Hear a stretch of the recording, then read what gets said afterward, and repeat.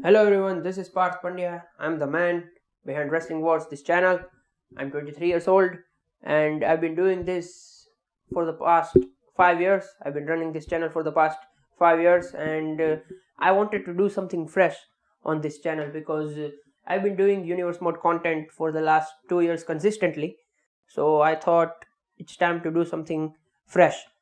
So I decided to, I asked you guys on the community poll, and majority of you, over 100 people, said yes to this content.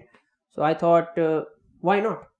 But to be honest, I was a little hesitant on making this video as I've been called out for having a bad voice in the past. On the YouTube, I received several comments about it, and it doesn't feel good when you hear something negative about yourself. So, but then I thought, what the fuck, right? Let's do this. So here we are, you watching on the screen, me here, and let's do this. So I prepared some notes regarding what I want to talk about and how I would book all the matches. So there's going to be 9 matches on the show. Forbidden Door, pay-per-view, AEW and New Japan collaboration show, joint pay-per-view as they say. Now, I have booked this pay-per-view on the basis of my predicted outcomes of AEW Double or Nothing, because I think the build-up is going to start from there in full force. So, and also I know that this show isn't going to be AEW versus New Japan, or I don't know if it's going to be that way, but I booked it that way, AEW versus New Japan, like Survivor Series, for example. Now, the reason I booked that way is because I think it would make the show feel more competitive. The importance for each and every match would go up by one level. So I booked that way. Now, let's start this. Our first match would be Kazuchika Okada defending his IWGP World Heavyweight Championship against AEW's one of the biggest stars, Jon Moxley. Now, the reason I booked this match is because I know that Okada versus Punk is the rumored match to take place at Forbidden Door. Now, if I'm the booker, I don't want to do that. If I would be in Tony Khan's shoes, I wouldn't do that, because this match shouldn't happen, because it would be Punk's first big match after winning the title at Double or Nothing. I think he's gonna win it. That's why I've chosen Punk as my AEW World Champion. Now, I think Punk shouldn't be in a situation like that, because Punk can't afford a loss after winning the title. It would be his first match, and that too in Chicago. There's no chance in hell. I wouldn't book that. And same goes with Okada, because he's Japan's top guy and he's wrestling on American soil in one of the first collaboration show of New Japan and AEW. So I can't have him lose either. So I've come up with a solution now. Jon Moxley can take this loss, and because he's wrestling in 6-man tag matches, he's in the stable Blackpool Combat Club, so he can afford a loss right there. Now, the story would be pretty simple. I would tell you how I would book it. So at Double or Nothing, Okada arrives and he challenges Jon Moxley. It's pretty straightforward from there, because who wouldn't want that? Who wouldn't want the IWGP World Heavyweight Championship? And Mox certainly does. So this is the match. This is our opening match. This would be our opening match of the Forbidden Door pay-per-view. Now let's move on. I'm pretty nervous actually, so forgive me for that. Now our second match would be FTR versus Jeff Cobb and Great Khan versus Best Friends. Now, my prediction is that the FTR is going to become the AEW Tag Team Champions. They are the one who's going to dethrone Jungle Boy and Luchasaurus for the AEW Tag Team Championships. So having FTR on the show is the right choice. Now, Jeff Cobb and Great Khan from the United Empire, Will Ospreay's faction. Now, they are the current IWGP Tag Team Champions. And I thought at first I wanted to do it just champion versus champion match, but then I thought it's best to include best friends Chuck Taylor and Trent Barreta, because they are a big part. They were a big part of New Japan Pro Wrestling's tag team division. So having them on the show is a step in the right direction. Now, there is no need for a story for this match because they can tell it in the ring. All 6 of them are one of the best in the business right now, and best friends would be the ones who shines here in this match, but FTR goes over in this match. And I forgot to tell you that Kazuchika Okada also retains against Jon Moxley, because Jon Moxley can take the loss. Now, let's move on to our next match, our third match of the show, ladies and gentlemen. It's a women's match. Now, you guys are probably wondering, why would there be a women's match? Because there has to be, right? Women's wrestling is a big part of professional wrestling right now, and I think AEW has been having problems with booking their women's division, and everybody knows that. It's not me just criticizing it, everybody knows that. But I think if AEW and New Japan does a collaboration show, then I think having a women's match would be, would feel more important for the women's division, AEW's women's division. Now, I have picked Hikaru Shida from AEW's side because she's one of the best women's wrestler in AEW's women's division. So this match would be a showcase of Japanese wrestling. Now, Shida can benefit a win here, but who would be her opponent?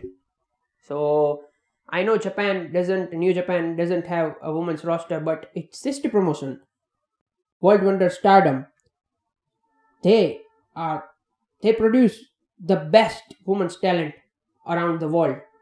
Every big name have competed there. Toni Storm, I think Dakota Kai, and Io Shirai, and there are many women's wrestlers who competed in the Stardom, but I wanted to pick a well-known name who currently works there. So I picked Kairi Hojo, formerly known as Kairi Sane. So Kairi Sane versus Hikaru Shida in a 25-minute classic would put the AEW's women's division on the map, and Shida can benefit the victory here as it's one-off for Kairi, so she doesn't have to win the match. Now, I think the reason behind choosing Kairi is pretty simple for me, because Kairi is a well-known name. Most of the wrestling fans knows her, and at the end of the day, it's business, right? You gotta draw, so you gotta have big names on the show. So that's that. Third match, Kairi Hojo versus Hikaru Shida, and Hikaru Shida goes over. Our fourth match.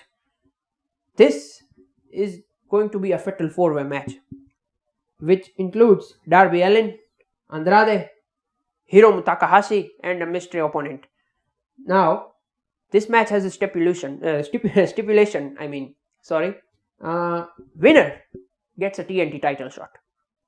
Now, these 4 wrestlers wrestle a similar style. Everybody knows that Darby can fly, Darby can wrestle. Everybody knows that Andrade can fly, and Andrade can put on a technical classic. Now, Hiromu is the same, and our fourth guy would be Kushida, who returns to New Japan Pro Wrestling after WWE dropped the ball on him.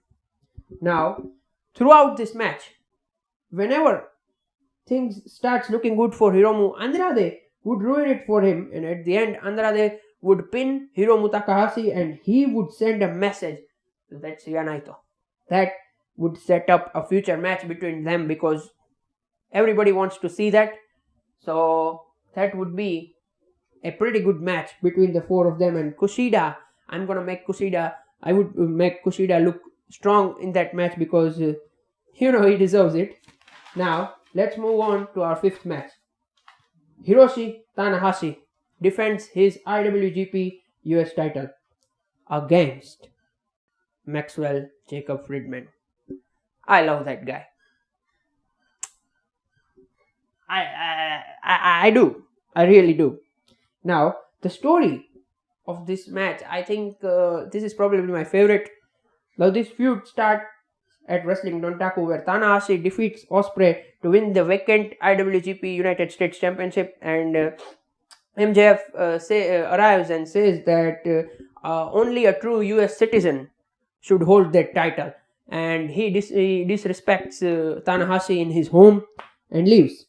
Now, later at Double or Nothing, after getting his ass handed to him by Wardlow, he throws a tantrum at the crowd like he sometimes does, but out comes Tanahashi out of nowhere, and he beats up MJF and then says that he came to MJF's house, but he's not going to disrespect him.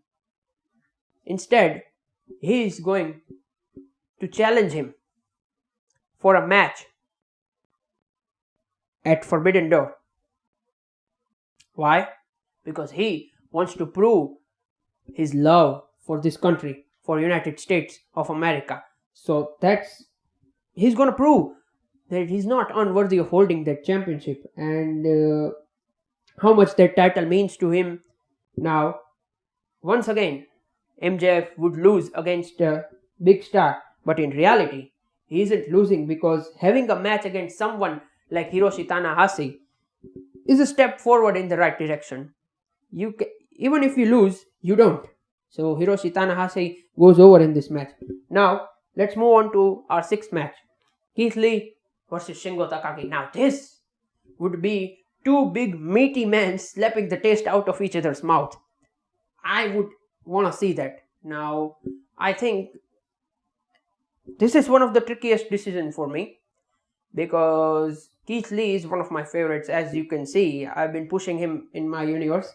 Now, I think having Takagi go over is the only logical option, as he can build some momentum ahead of G1 Climax, which will be taking place in July. So Lee can be protected throughout the match by having a longer match, by,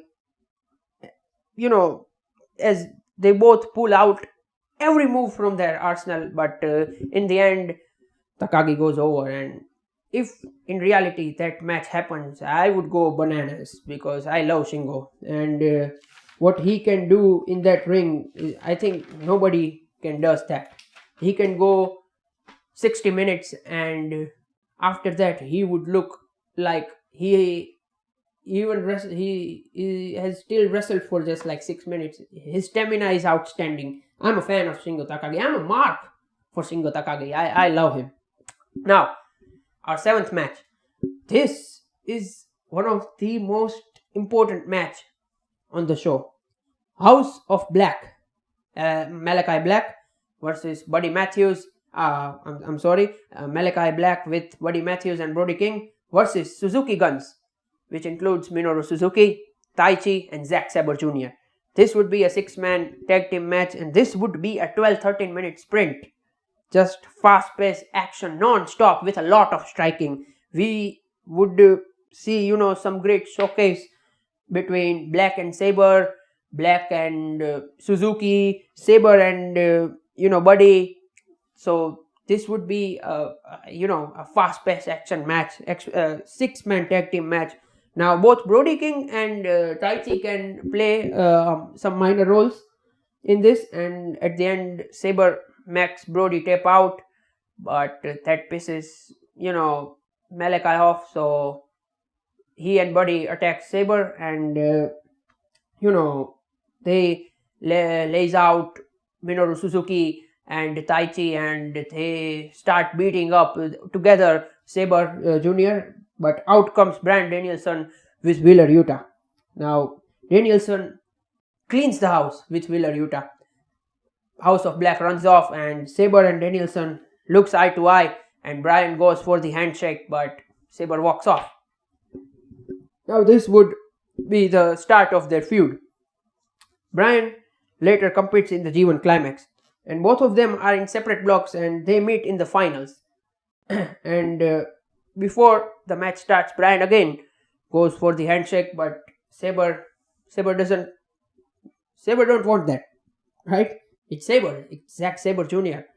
Now, Bryan at the end, Bryan puts over Saber in an instant classic of a match, and after the match, Bryan again goes for a handshake, and this time Saber goes for it, and it all comes full circle. Now Saber going over, it only legitimizes Saber's status as a main eventer, and from there, Saber can main event Wrestle Kingdom and take the title off of Kazuchika Okada and become the IWGP World Heavyweight Champion. He rightfully deserves that. Saber has put in the work for the past, I think, 2 years. He's been consistent. Every match of his is, worth watching. You can't miss that. And this would get Bryan his run in New Japan Pro Wrestling. We can have, dream matches throughout the tournament between Bryan and Okada, Ibushi, Ishii, Shingo, Ospreay, Cobb, Taichi, and Kenta. Now, this is one of the reasons why I didn't book Bryan Danielson in a match at Forbidden Door pay-per-view, because this would start a long, a run, a 2-month run for Bryan. This would be the start of his journey. So, and also I can't include everyone on the show. Not everyone can be on the show, but be a part of this moment. I think this is probably one of my favorite story from this match that I've booked. I'm pretty proud of that actually.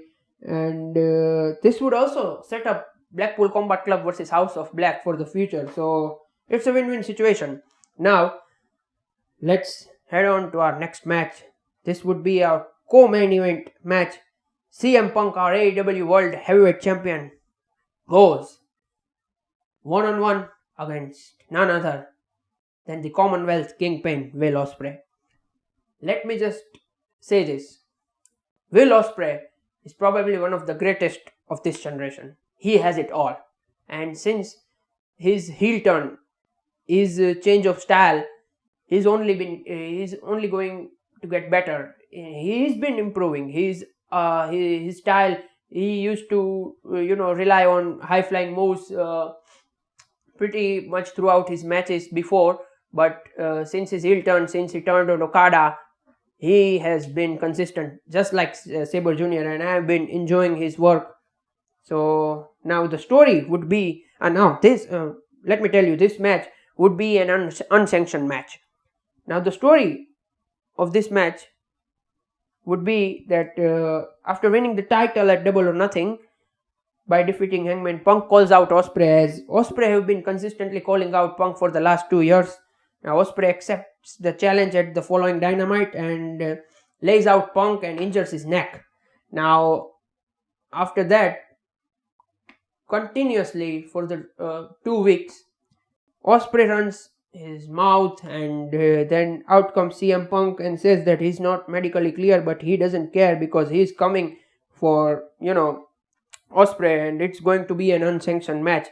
Now they brawl for a while, and then we come to the pay-per-view, and when Ospreay makes his entrance, Chicago would boo him out of the building, but he doesn't give a fuck because he's Will Ospreay, right? Just like CM Punk, he also doesn't give a fuck. Now they go at it for nearly 30 minutes, and in the end, Punk comes out victorious with Anaconda Vice, as he couldn't hit GTS because of his bad neck, because Ospreay would work on his neck and we would see a classic between them. Now this match and the entire rivalry would help Ospreay big time in establishing himself as one of the best in this business. He already is, but Ospreay deserves each and every bit of it, and I think having Ospreay go over in this match would legitimize his status as one of the greatest. Now we have come to our main event of the show, main event of the Forbidden Door. Now this would be a an elimination tag team match between Bullet Club, which consists Jay White, Adam Cole, and Red Dragon Kyle O'Reilly and Bobby Fish, against the Elite, Matt Jackson and Nick Jackson, the Young Bucks, with them Hangman Page and Kenny Omega. The Elite versus the Bullet Club in an elimination tag team match. Now, as everybody knows, Jay White and Adam Cole are good friends, and Cole is also good friends with Bucks and Red Dragon and also Kenny Omega.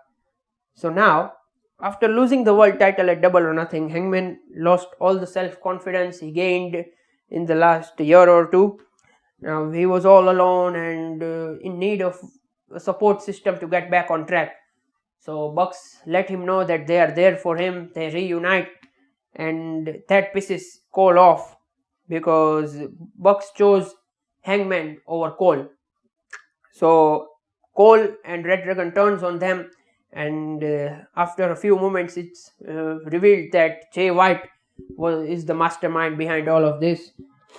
Now everybody knows that the Elite doesn't trust Jay White because of his actions in the past with Kenny Omega and everything. Now Jay White officially welcomes Red Dragon into the Bullet Club. They are now part of the Bullet Club.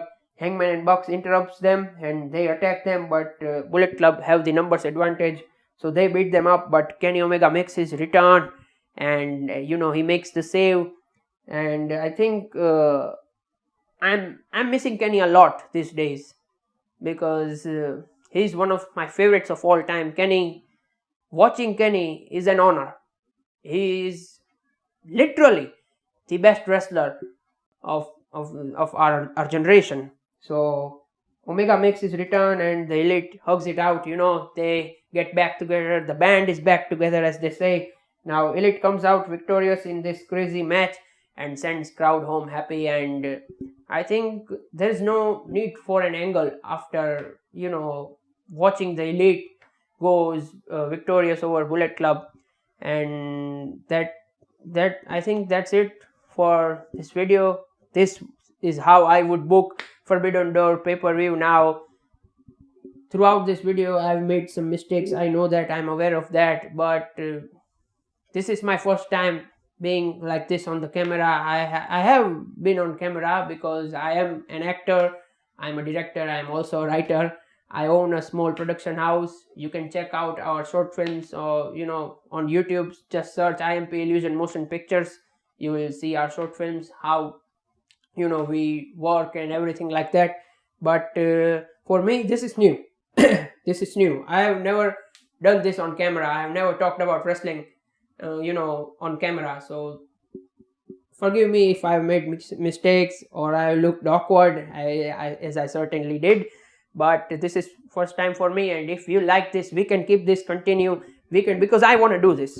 I had so much fun for this 23 minutes or so, and I think I would love to continue this. If you like this, it all depends on you. If you like the video, let me know your feedback. What other stuff we can do. Suggest me in the comments. So I guess that's it. Thank you for watching, and if you like the content, make sure you hit the like button and subscribe the channel. It's helping me a lot. It motivates me to a level that I've been consistently putting in the work, and I aim to put out the best content possible on the weekly basis. So thank you. I'll see you on the next one.